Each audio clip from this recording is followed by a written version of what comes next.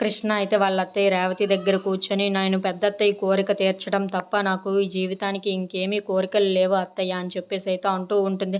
పెద్దత్తయ్య కోరిన విధంగా 2 పిల్లలు కని ఆవిడ చేతిలో పెట్టి నేను సంతోషంగా ఉంటాను అత్తయ్య అని చెప్పేసి అయితే అంటూ ఉంటుంది. ఆ మాటలు విన్న రేవతి కూడా చాలా సంతోషిస్తూ ఉంటుంది.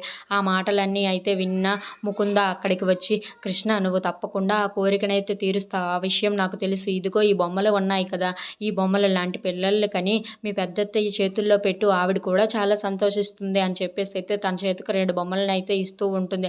ఆ బొమ్మల్ని చూసిన కృష్ణ అయితే చాలా సంతోషించి, ఇలాంటి పిల్లల్నే కనిసి ఆ పెద్దత్తయ్యకి ఇచ్చి ఆవిడని సంతోష పెట్టాలి అని చెప్పేసి అయితే అనుకుంటూ ఉంటుంది. ఇంతలో ఆ బొమ్మల్ని తీసుకొని మురారి దగ్గరికి అయితే వెళ్తూ ఉంటుంది. అక్కడ ఉన్న మురారి మాత్రం చాలా బాధపడుతూ ఉంటాడు. కృష్ణకి ఆ విషయం ఎలా చెప్పాలి అని చెప్పేసి అయితే అనుకుంటూ చాలా బాధపడుతూ ఉంటాడు. ఇంతలో అక్కడ ఉన్న కృష్ణ మాత్రం, ఏసీపీ సార్, నేను ఇంటికి వారసులను ఇస్తానని నన్ను అందరూ ఎంత అపురూపంగా చూస్తున్నారో తెలుసా అని చెప్పేసి అయితే అంటూ ఉంటుంది. ఆ మాటలు విన్న మురారి అయితే చాలా బాధపడుతూ ఉంటాడు.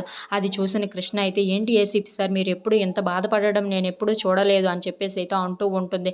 ఆ మాటలకు అక్కడ ఉన్న మురారి అయితే కృష్ణని చూసి చాలా బాధపడుతూ ఉంటాడు.